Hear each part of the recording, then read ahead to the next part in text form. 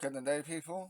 Shadow Eater, one angry pagan. Alright, well, it's time I had a look at the recent BBC Question Time. I've heard it was interesting.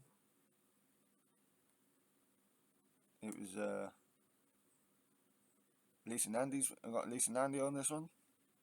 Okay, fair enough. Let's see what's up. And this was on the 3rd of Þrimilcemōnaþ, which is the 9th of May to everyone else. So yeah, right at the beginning of the 5th month of my year. So let's see how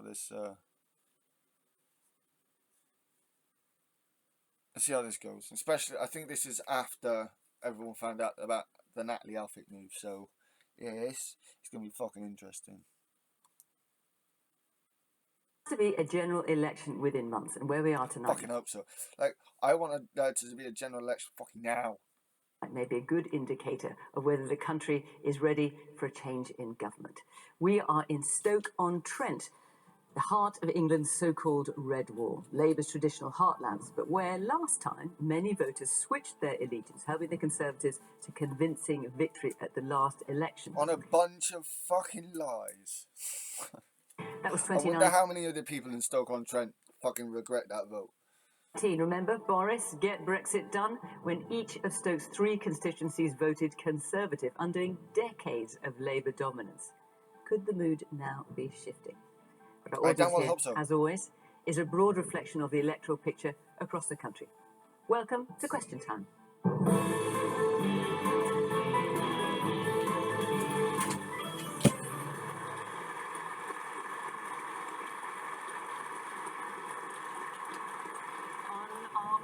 Tonight, as always, a wide range of views from the government. Making his Question Time debut, the Treasury Minister Nigel Huddleston. He's Financial Secretary to the Treasury, meaning he has overall... I haven't seen this guy before.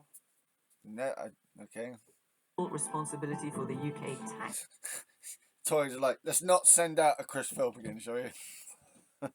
System. Labour's Shadow International Development Secretary is Lisa Nandy. She's been MP for Wigan since 2010. In that time, she shadowed the Foreign Secretary. No, I voted for Nandy for leader. Granted, I wasn't really I was still learning about like the different parties and politics and stuff. When the last Labour leadership election happened, so. But yeah, I voted for Nandy. Energy and Levelling Up briefs. Grace Blakely is an author, commentator and journalist. I know, I've seen her before. I think I like her. I think the stuff I've heard her say before has been good. Economic and political affairs. In her most recent book, Vulture Capitalism, she explains why free markets only benefit the rich and why our democracy doesn't work very well. And Humphrey Cobbold is head of the Pure Gym chain of fitness centres, born in Kenya, raised here in Staffordshire. He's in charge of 600 gyms across the world with over 2 million members. Interesting. Why is he on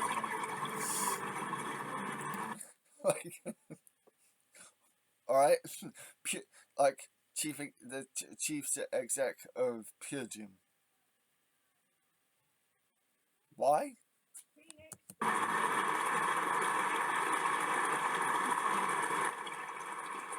Good evening. Welcome to our panellists. Welcome to our audience here in Stoke. Very good to see you. And of course, welcome to you at home.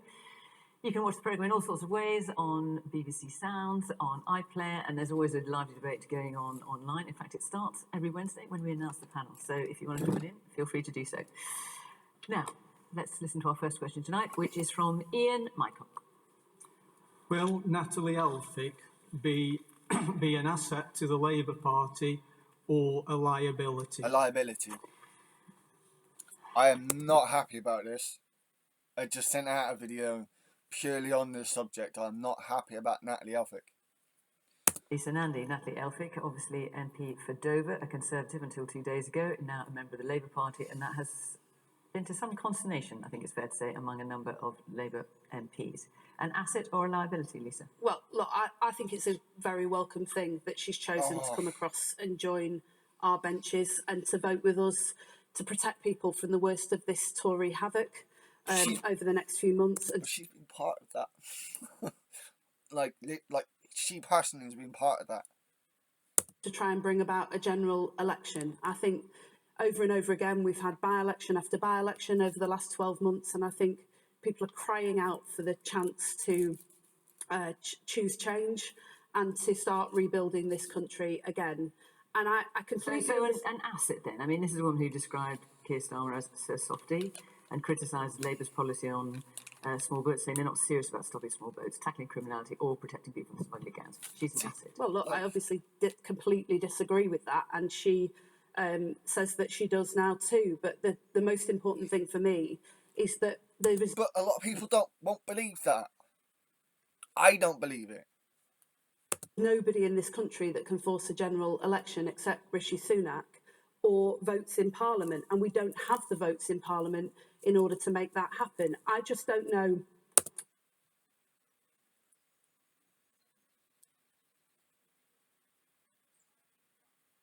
Okay. Interesting. I hadn't thought of that. Okay, I might be looking too much into this, so, like, you guys let me know in the chat, but, okay. So could the strategy here be to get as many MPs as possible to be able to challenge the government to call an earlier election? If that's the case, then how many MPs are they going to need to get?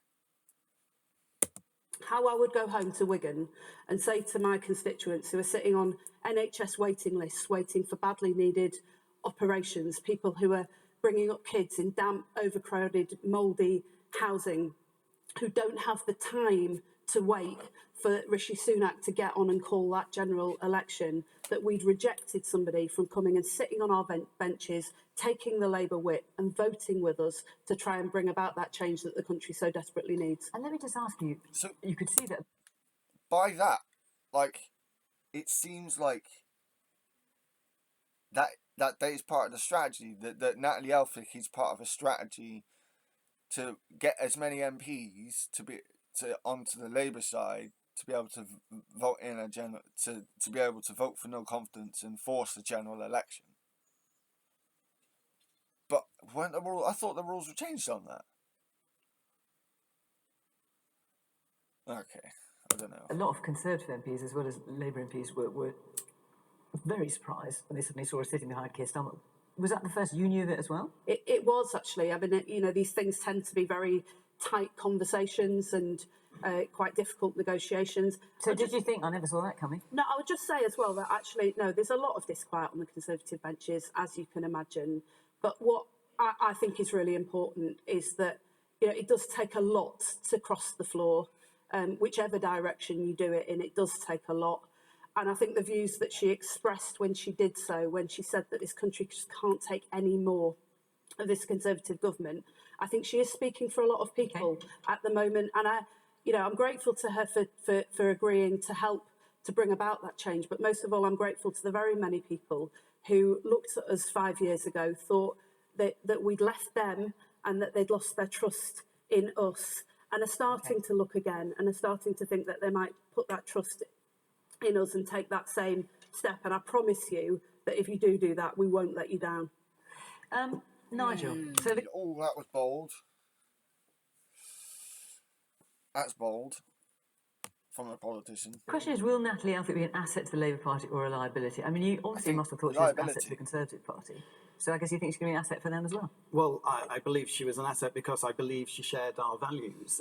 And I think she probably still does if you look at the comments that she's made and what she said on social media and her statements in the House of Commons. I mean, it's always sad when a colleague defects. It's not unusual. I mean, it's the second one in 2 weeks now. Well, true, but it goes both ways. I mean, Lisa Cameron joined the Conservative Party last year, and Churchill crossed the chamber twice. But I would say... I mean, that is going back some considerable way. I was going to say, like, he went from the Liberals to the Tories.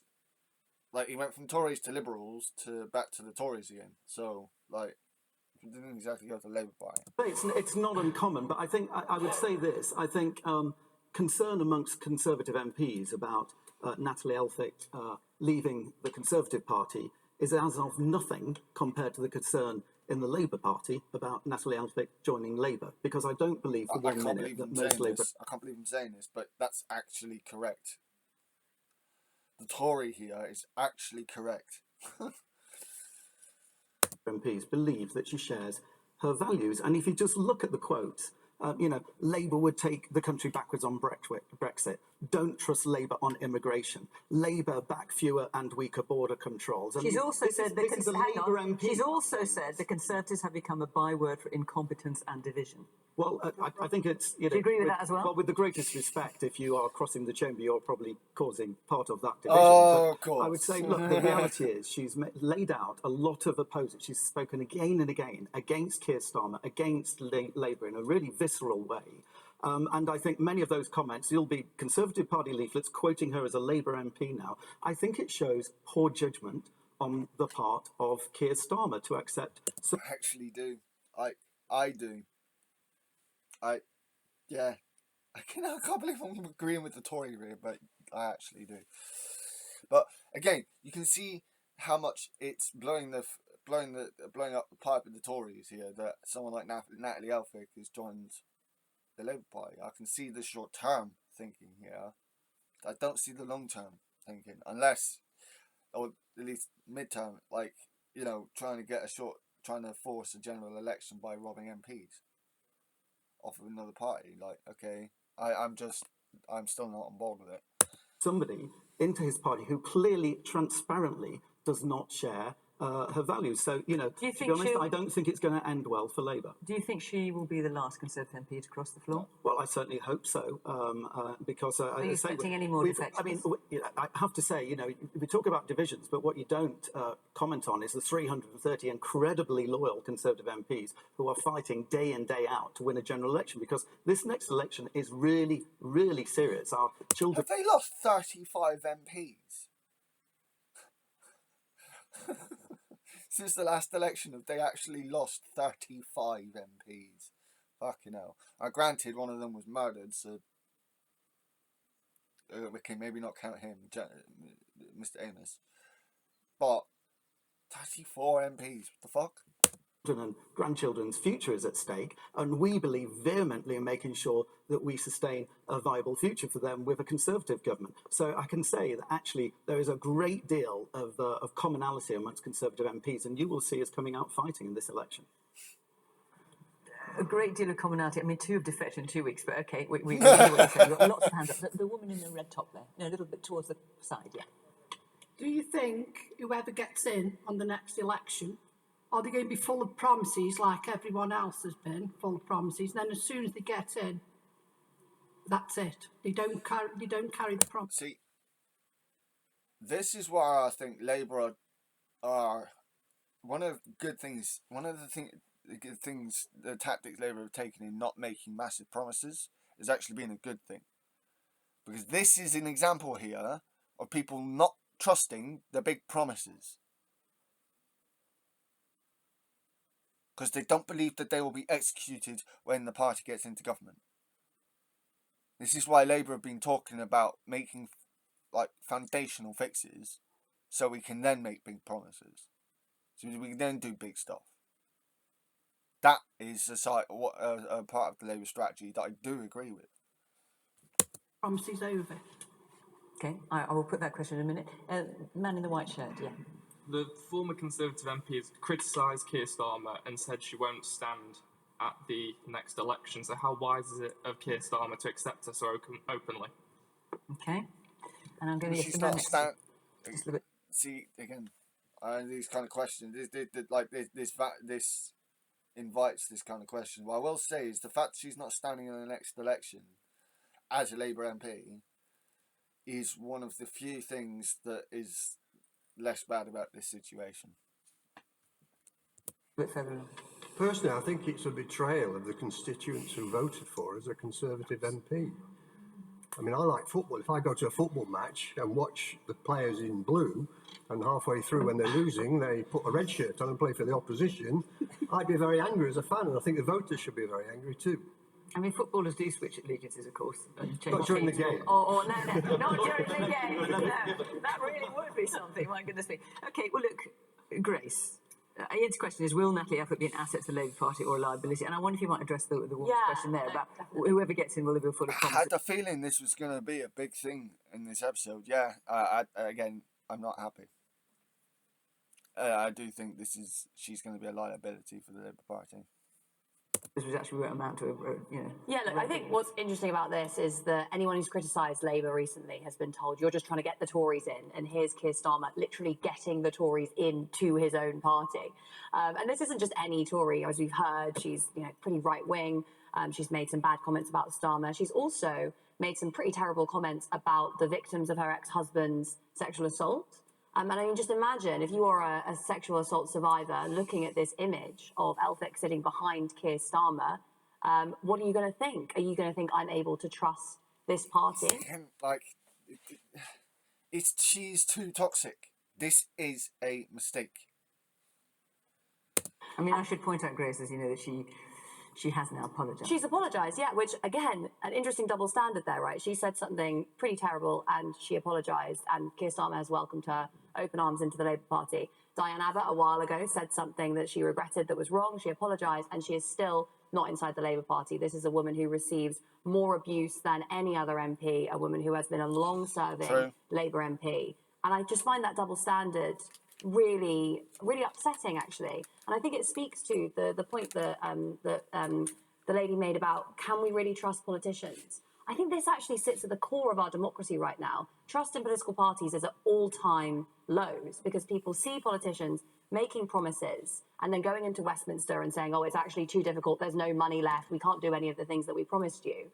And it's, I think, a really cynical move on the part of our politicians just to say, that we couldn't possibly fulfill these promises that we've been making to people. Even more cynical not to even make the promises in the first place, as I think Keir Starmer is failing to do, because you basically say either there's not enough money left to fix the NHS or I'm going to encounter too much opposition, I can't possibly do anything. No, okay, see, this is what I'm going to argue with here. It's not cynical at all. Oh, for fuck's sake.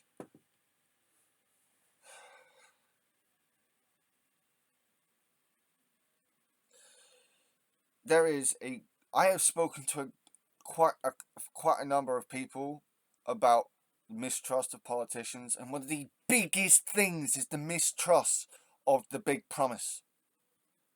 That's why Labour aren't making the big promises. That's not cynicism.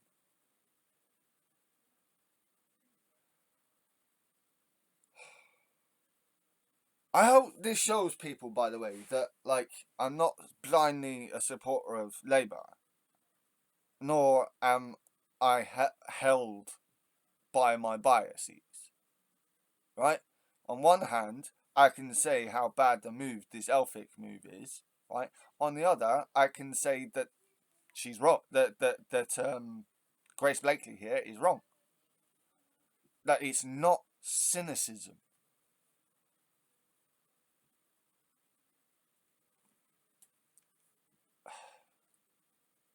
I can agree and disagree with the Labour Party, but I don't have an absolutist mindset, and I really wish people would have a less absolutist mindset, especially given the reality of the situations, the material situations we find ourselves in. We have gone through in this parliament, this has been the first parliament in modern history where living standards have fallen. And that comes on the back of the longest period of wage stagnation since the 1800s. People are desperate for change. And if politicians don't deliver that, I'm worried about the future for our democracy. And Grace, I'm right in saying, am I not? Yeah, I agree with her on that. But Labour aren't saying that they're not gonna do nothing. But you have long, certainly under Corbyn, were a Labour supporter. Will you be voting Labour at the next election? I left the Labour Party over its stance on Gaza. It was after Keir Starmer's LBC interview where he said that he basically thought that Israel had the right to cut off water and electricity to Gaza, which I think now is very clear constitutes a war crime. But that is not the only reason I've got. I'm also really disappointed with the dropping of the £28 billion pledge to invest in decarbonisation. I'm disappointed in the fiscal rules and the fact that we're not considering raising any taxation on the wealthy, on big businesses. I'm disappointed in the watering down of the one last good thing that was there, which was the New Deal for workers. I've not heard about, like, I keep hearing about this, right? But no one's telling me how. Looking at Keir Starmer now, and even as someone who I'm not going to vote for him, but I'm like, what's left? Yeah, well, if I could pick up first on the point on betrayal that was made, and I was thinking exactly of the football analogy. For my sins, I'm an Arsenal fan, and I remember when Sol Campbell came across from Spurs, he turned out to be a big asset for us. I suspect a bigger asset for Arsenal than Natalie will prove to be for the Labour Party in that particular case. And on the point about promises and whether they'll get delivered or not to the lady who made that point and question, I think we have to be aware that, yes, there'll be promises made before the election. Yes, I suspect some of them won't get delivered, I'm afraid. That seems to be the nature of things. But let's hope we see more come to fruition than perhaps has been the case in the past. Matt, at the very back in the glasses there, on the end. Whether she actually has Labour values, or has actually just jumped ship before she loses her job at the end of the year anyway? Well, certainly she's not going to stand at the next election, so I shall put that question. Yes, in the glasses. So you've got glasses on as well. Yes, in the blue shirt. From my point of view, I focus, when it comes to voting, I look at the person and then the party. And for most of the, coming back to the gentleman... Sorry, party then personality. This is a problem. People look at the personalities and then look at the party, and it's like, look at policy and then party, then look at the personalities. This point about the betrayal, the electorate in Dover would have most likely voted for the party and not the person, and all major parties will have a viable candidate to stand in that area. So isn't it right for the voters of Dover to have a by-election to vote who they want? I mean, it's a view that you often hear expressed. Of course, generally it doesn't happen. I mean, obviously when Lee Anderson went from Conservative to Reform, there was no by-election. I mean, but yes, I know a lot of you express your view. That comes down to more of a constitutional reform, I think. Because I know you want to respond to what Grace had said, but in terms of the question about Diane Abbott, so Diane Abbott, trailblazer for the Labour Party, longest-serving black woman MP, there's been some kind of investigation going on to comments that she made, which she has apologised for something like a year now. Yeah. Now, how can that still be going on, and she's not admitted it back into the Labour Party, when Natalie Elphick's admitted in and then she apologises? Well, look, it's a matter of 24 hours. Yeah, I agree with what you said about Diane. She's someone who has been a good colleague to me. I like her. I admire the impact that she's made. Trailblazer is the word that's most often used to describe her. And so does that not appear to be a double standard? Well, look, but you've got to remember why we've got an independent disciplinary process. This is not the same as joining a party. This is about a disciplinary process. And the reason we've got an independent disciplinary process is because under our previous leader, he and his cheerleaders brought the Labour Party to its most shameful time in our history, where the Equality and Human Rights Commission opened an investigation into anti-Semitism in the Labour Party and found that we had become an anti-Semitic party. And the central recommendation of that report, which Keir Starmer took seriously, I take seriously, and the whole of the front bench takes seriously, is that never, ever again will friends or factions of the leadership interfere in disciplinary processes. That's why I have nothing to do with the investigation into Diane, but I very much hope it's resolved quickly. I mean, a year. Well, look, it's not some complicated issue. I hope it's resolved quickly, but what I would just say in relation to the defection that we've seen in the last 24 hours is this. I very much agree with you that people's constituents should have the right to choose their member of parliament and the party that they stand for. But there is one very clear way that that can happen after a series of endless by-elections over the last 12 months, all of which have resulted in the same result. Rishi Sunak could call an election. Natalie Elphick wants that. The Labour Party wants that. I think the country wants that. The only person who doesn't seem to want that is Keir Starmer. And I just wanted to address the ladies. Oh,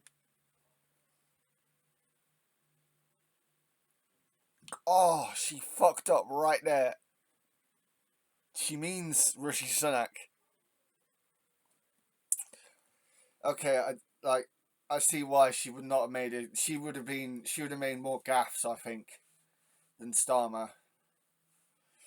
Oh dear. I regret voting for her as leader. Oh, that was a hell of a gaffe. I know what she meant. She meant Rishi Sunak, but she.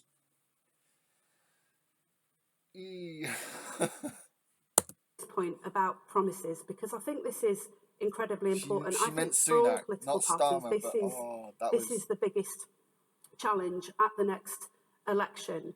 And I'm afraid I won't take any lectures from Grace, who was a champion for a manifesto that was fundamentally dishonest at the last election. We had one party going into it saying we can do everything, we can spend all the money in the world, and we can deliver absolutely everything, knowing full well that they couldn't. And we had another political party. Sorry, Grace, you had a long say, and actually, what that did to many working people across this country was rob them of any hope that things could possibly get better. Because against that, you have Boris Johnson and these big promises of levelling up that have come to absolutely nothing. So when we say we are going to implement the New Deal for working people, when we say we are going to get Britain building, you can absolutely rest assured that we mean it and that we're going to deliver it. But Lisa, your kind of visceral hatred of everything that happened during the Corbyn era, and I think this is true of lots of people in the Labour leadership, means that you've looked at that manifesto, seen there was a lot in it, that is true, and just said anything that Corbynism has touched, we can't go near, which means that you have a manifesto that's basically empty. It's just rubbish. It's got effectively nothing in it. I'll give you one example of that. Just last week, we announced that we're going to take our rail franchises back into national ownership as the contracts expire. We're not going to promise to buy them out because we don't think we should be using people's money to bail out shareholders. It's their money and they haven't got a lot of it. But what we are going to do is put our railways back in public hands for the public good. So I'm afraid that's just not true. This is sorry, I know you want to come, but I'm going to bring the audience in as well, if you forgive me. Yes, the man in green. Interesting little back and forth there between Grace and Lisa. I still think Lisa's little gaff there was. Just to pick you up on a point, she wasn't wanting a general election. If she wanted a general election, she would have defected to an independent. She wanted publicity. She wanted her point of fame. If she wanted to do it because she believed in it, she would have done it quietly, not at PMQ, not drumming up. No, actually, no. This was to show Rishi Sunak that people are not on board with him. I'm not sure I agree with this guy. At first I was like, yeah, and then now I'm like, nah, I'm not sure I agree with this. Up all the support and everything else behind it. She's an opportunist, and you look bad because you're siding with opportunists, and you're siding as though you'll sell your soul just to win the election. Please don't do that. Ian, you wanted to come back in because you asked the question. Okay, that was a weird point. Parts of it I agree with, parts of it I don't. So I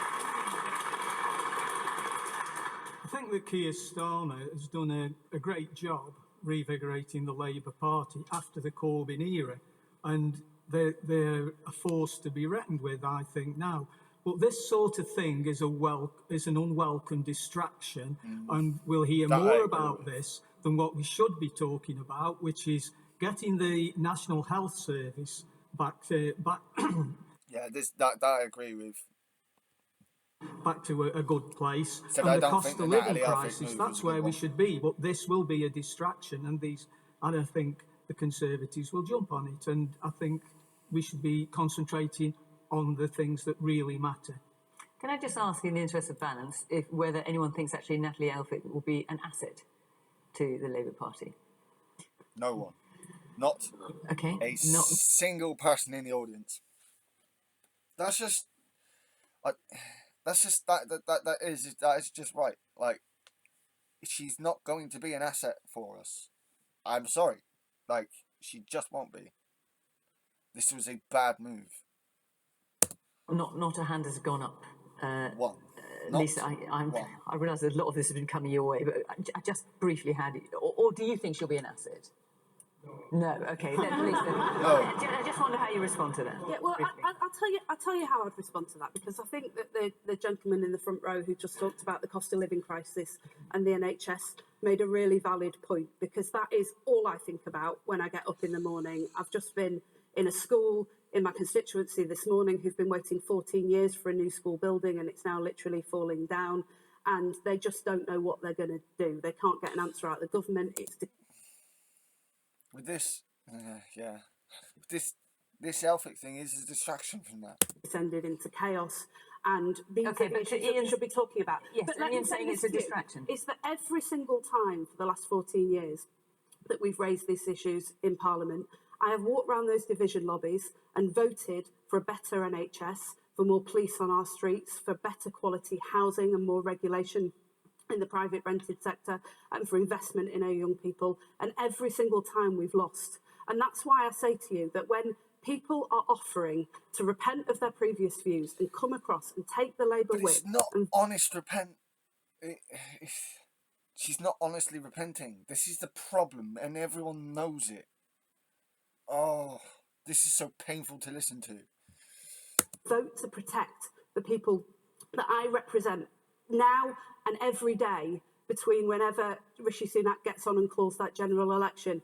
It would be an abrogation of responsibility for me to say absolutely not, because I've got my values and I don't believe that you've got yours. We have to start winning. We have to force a general election, and we have to rebuild this country so that it's in the service of working people again.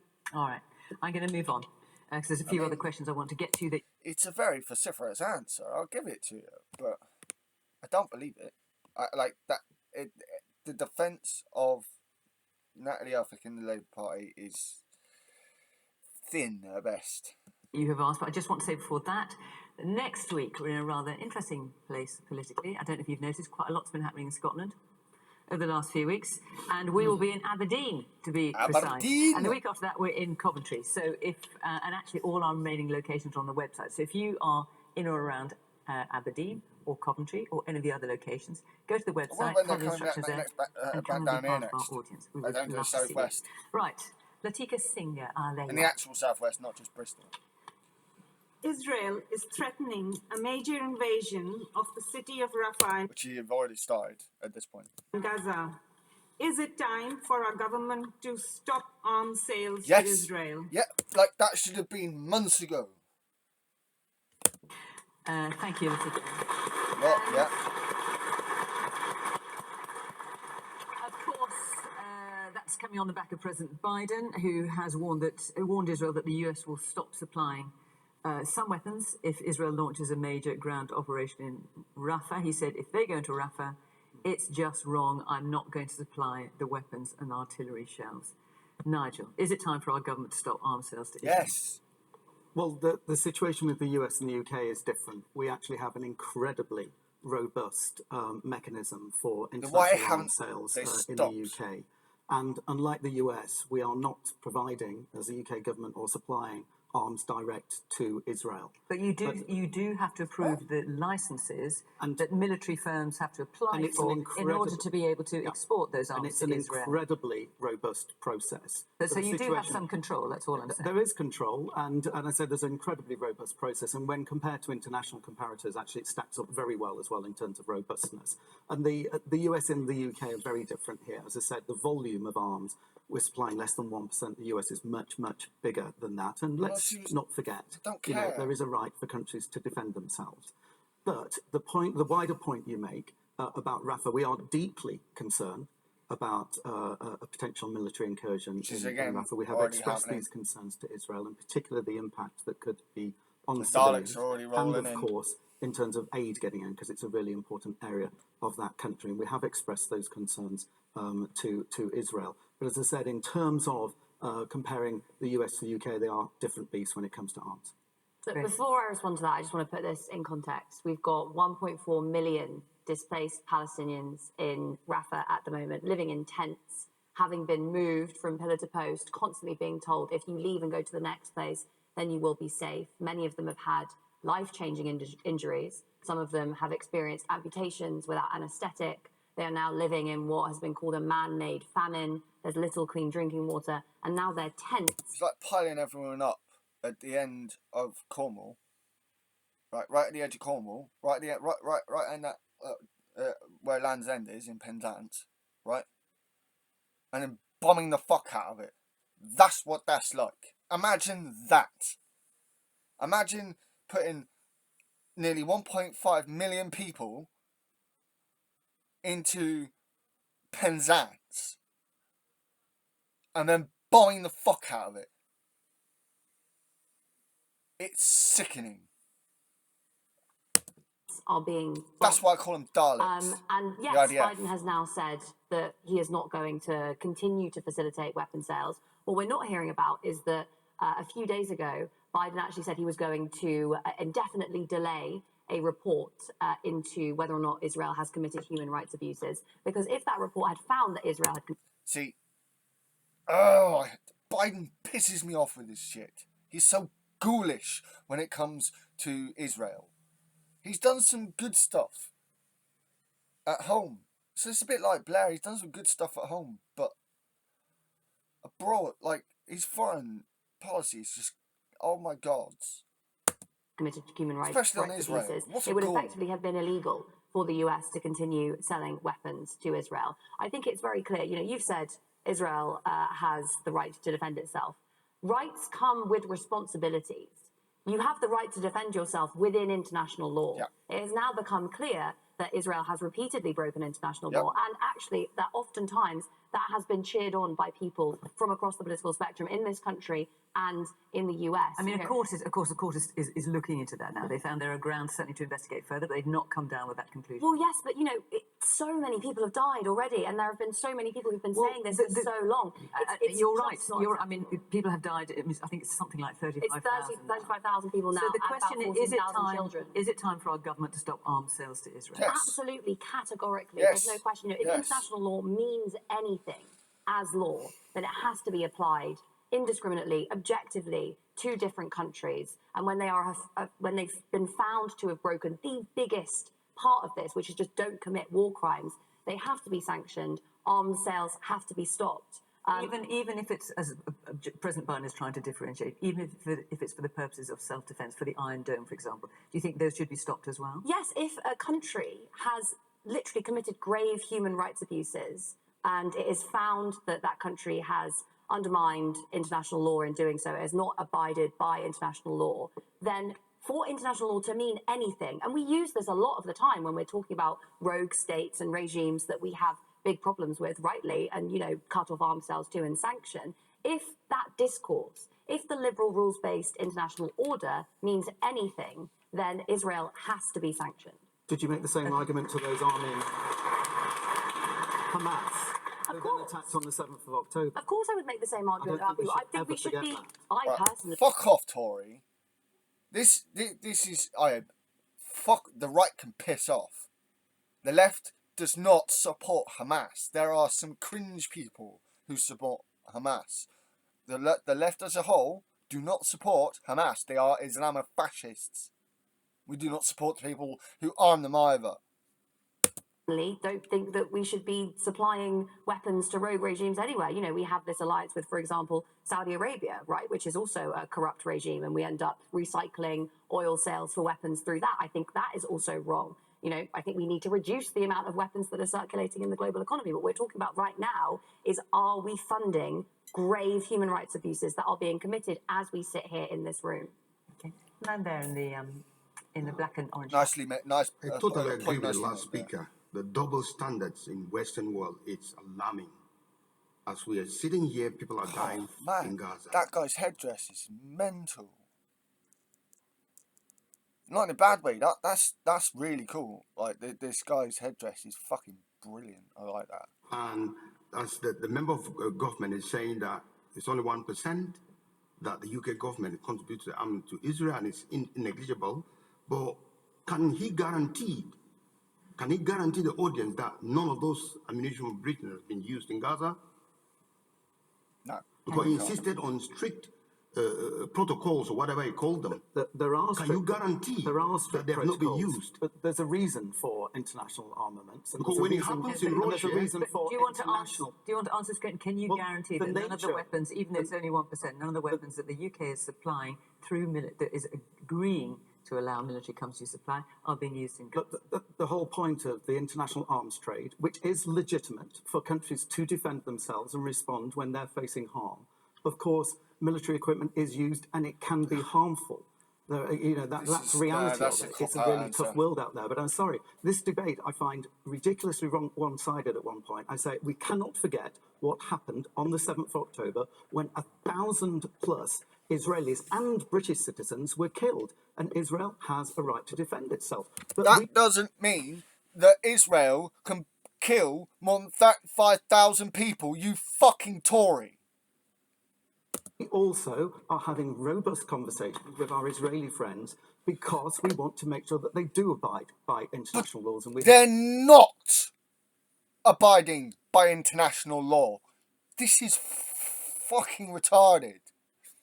Said that again and again and again. David Cameron has been out, I think, 11 times to the Middle East in recent times. We are sending these very clear messages. You have a right to defend yourself. They are not listening. But you also must do everything to look after civilians and make sure that we minimise harm. All right, let me come around. But not only, to pick up on Nigel's point, not only were there horrendous acts committed. I mean, 10 times the number of people sitting in this room now were murdered on the October the... More people are being murdered by the IDF than Hamas was able to do on October the 7th. Piss the fuck off. 7th in cold blood, and double the number of people sitting in this room were taken into Gaza as hostages, and the number of people in this room as we sit here today are still held as hostages, and that's the precursor. Families of those hostages do not want this invasion of Rafah to go ahead.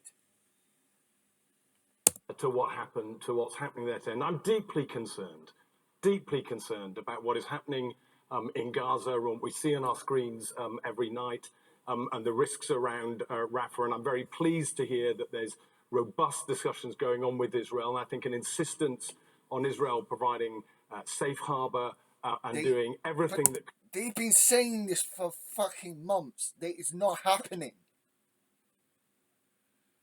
You can't believe what Netanyahu says.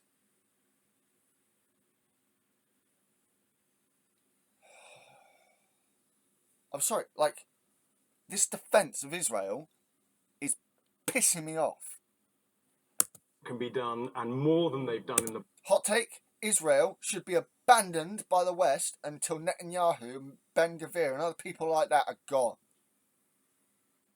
Past, in order to look after the citizens of Gaza, who are not to blame in this, is incredibly important in that. But we must not forget the origin and the trigger of the problems we see today there. We must keep that in balance with the deep concern that I personally feel with the suffering that we see on our screens today in Gaza. That's very important to do.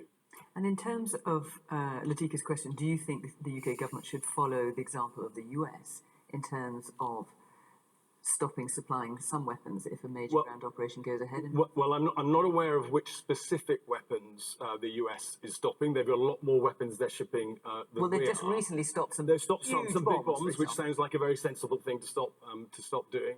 I mean, a couple of points on that. I certainly think any weapons that are required for defence and for the Iron Dome, I see no reason why we wouldn't do that. And we saw horrendous attacks on Israel from Iran that were dealt with partly by British and American forces as well, as we saw. And I think defensive weapons should still be allowed to go through. On the broader question, we send very little in terms of armaments to Israel. In reality, it's the Americans that do that. As I stand at the moment, I think we should support, in general, the Israeli government in being able to defend themselves against... Remember, Hamas is a prescribed terrorist organisation that has insisted... But Israel is equating Hamas with all of Palestine. That's the problem. And these people are just ignoring that. On deciding to eradicate Jews and eradicate Israel. And we've got to remember that when we deal with... Israel is allowing settlers to start settling Gaza. fuck off, mate.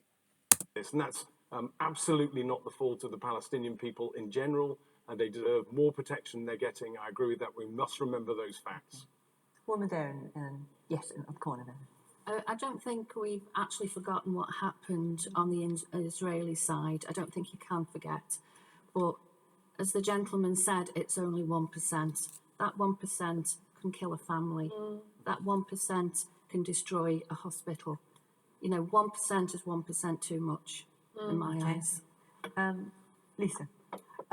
So I was in Palestine just a few weeks ago, and I don't think you can be there or see any of the images appearing on our TV screens and be in any doubt whatsoever that the Rafah offensive must not go ahead and that this war must be brought to an end. But do and you that we think, need an immediate ceasefire? If you were in government now, and obviously we know you want to be, would you stop arms sales to Israel? And I was about to say that it would be unconscionable if any British parts were used in weapons that were used to kill innocent civilians in Rafah. And I have to say that over the course of this conflict, not taking away any of the horror of the 7th of October, but over the course of the last 7 months, watching the sheer numbers of children killed alone should give us serious pause for thought about whether this war is being conducted in accordance with international law. Now, the UK has a tough arms export licence regime, but there is no clarity from the government right now about whether that's being enforced. That's why we've asked for the legal advice, quite exceptionally, to be published so that we can see whether the government has, in fact, as is rumoured, been advised that the Israeli government is currently breaching international law. And if British parts and weapons are being used in that, then we agree with President Biden that those arms export licences must be immediately suspended. But I would just say this as well, because I get quite depressed, actually, about the state of some of this debate in the United Kingdom. I have been involved in the Palestinian cause for over a decade now and watched the situation on the ground get progressively worse and watch young people in particular lose any hope of any kind of solution. And there are lots of reasons for that, including the failure to hold people accountable for their actions, particularly settlement building, and I agree with Grace on that. But there's another reason too, which is that too many people in this country and around the world treat this that you can pick a side somehow. And you can't pick a side. If you're not horrified by the sight of an Israeli child who's been killed, if you're not horrified by the sight of a Palestinian child who's been killed, then I don't know what to say to you, because there is only one solution to this, and it's a safe and secure Israel alongside a just and dignified Lisa, we are Palestinian providing state. weapons to Hamas. America But is you not have providing just said, weapons. you have just said essentially that Israel doesn't have the right to defend its civilians. Absolutely not We've said that. got I Hamas said that firing rights rockets into Israel. with We've had responsibility. 500 drone strikes from the Iranians in a matter of hours against Israeli civilians. I care about that. In response to, I've got a, sorry, like, she's defending.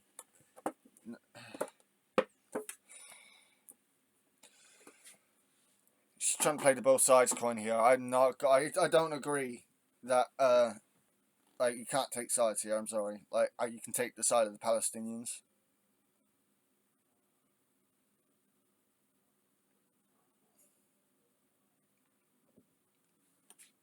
Like Hamas would not have come about if it wasn't for Netanyahu and Likud. I care about the children who've been killed in Palestine, and so we've got to take a serious approach to this. Stop selling weapons that are used against innocent civilians.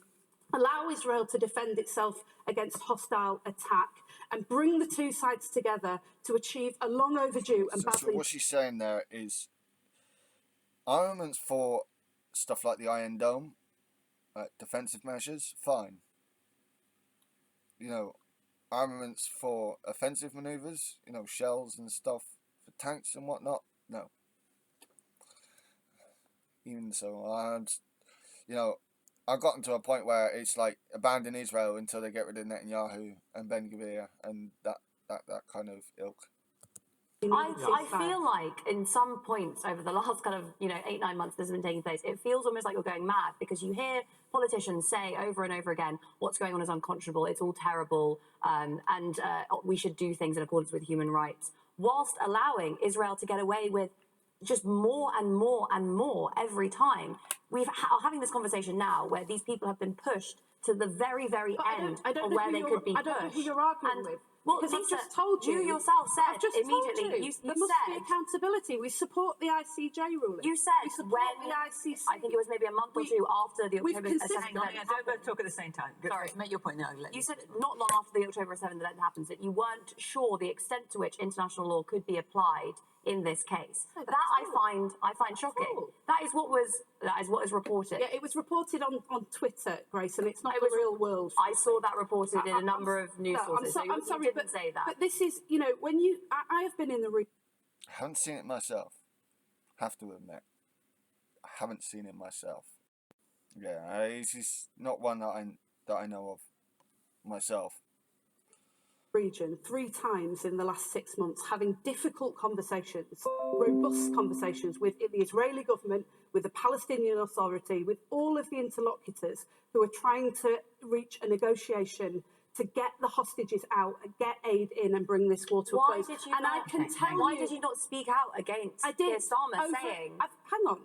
When Keir Starmer said Israel has the right to cut off water and power, which is a war crime, why did you not speak out against that, Lisa? Because he didn't, and you know that but he did. And you're just there's evidence of it over and over again. When he's clarified exactly what he said and what Emily he meant. Hang on. You've had a very long say about this, and you've said several things that are just completely untrue. And I tell you, the one thing you are not doing is helping to bring this to a close. If I talked the way that you talked in such casual terms about the right Lisa, of Israelis I'm not to security, talking in casual terms at all. We would not get people into the room, is horrendous. And we would not protect those children. I'm just going to draw this to a close. Forgive me, Grace. Wow, simply because this is becoming a dialogue between you two, and I appreciate how strongly you both feel. But actually, crowd likes it.